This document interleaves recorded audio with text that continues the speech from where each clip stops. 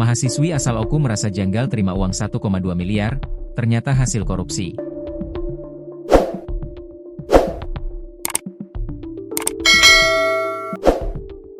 Seorang mahasiswi asal Ogan Komering Ulu, Oku, kaget setelah mengetahui ada uang masuk ke rekeningnya sebesar 1,2 miliar.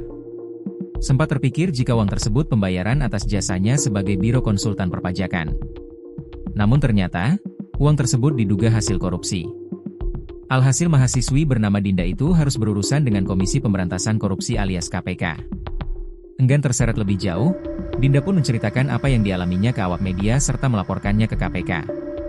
Mahasiswi semester akhir itu menduga jika uang miliaran tersebut adalah uang korupsi.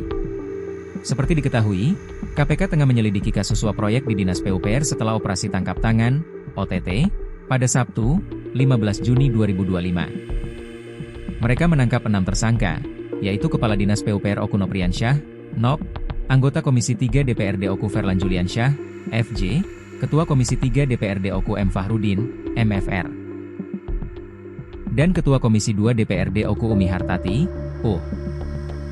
Kemudian, 2 orang tersangka dari kalangan swasta yaitu MFZ, M. Fauzi alias Pablo, dan S. Ahmad Sugeng Santoso. Mengetahui kondisi itu, Dinda lantas menceritakan kejadian itu kepada media sekaligus meluruskan pemberitaan yang beredar pada Kamis, 19 Juni 2025, malam.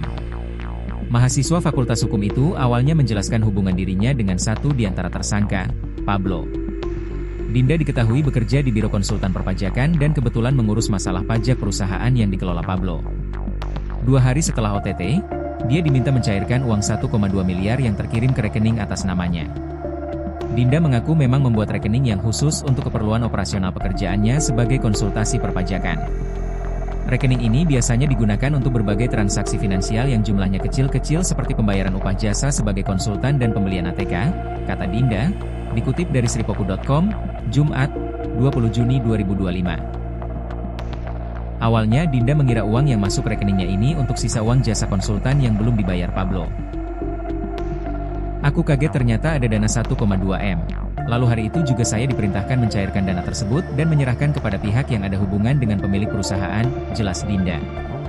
Uang yang ditarik dari 2 ban itu lalu diserahkan 2 kali. Pertama diserahkan 800 juta rupiah lebih tanpa ada saksi. Karena merasa ada yang janggal, Dinda lantas membawa saksi saat menyerahkan uang senilai 300 juta rupiah lebih dalam penyerahan kedua. Setelah kasus OTT KPK ini semakin ramai, selanjutnya Dinda dan temannya Maulana, sesama konsultan perpajakan, berinisiatif datang ke Gedung Merah Putih. Kami datang untuk menginformasikan tentang uang 1,2 miliar rupiah. Karena kami khawatir uang tersebut ada kaitannya dengan kasus yang sedang ditangani KPK, kata Dinda. Akhirnya, berawal dari situlah kini Dinda dan temannya Maulana diperiksa sebagai saksi terkait kasus OTT KPK suap di lingkungan PUPR Kabupaten Oku. Dinda dan Maulana dimintai keterangan saksi dari pihak Pablo yang kini sudah menjalani proses persidangan di Pengadilan Tipikor Palembang. Para tersangka penerima suap disangkakan melanggar pasal 12 huruf A atau pasal 12 huruf B dan pasal 12 huruf F serta pasal 12B Undang-Undang Pemberantasan Tindak Pidana Korupsi, UU Tipikor, Jo pasal 55 ayat 1 pertama KUHP. Sementara itu, 2 tersangka dari pihak swasta, yakni MFZ dan S, disangkakan melanggar pasal 5 ayat 1 huruf A atau pasal 5 ayat 1 huruf B UU Tipikor.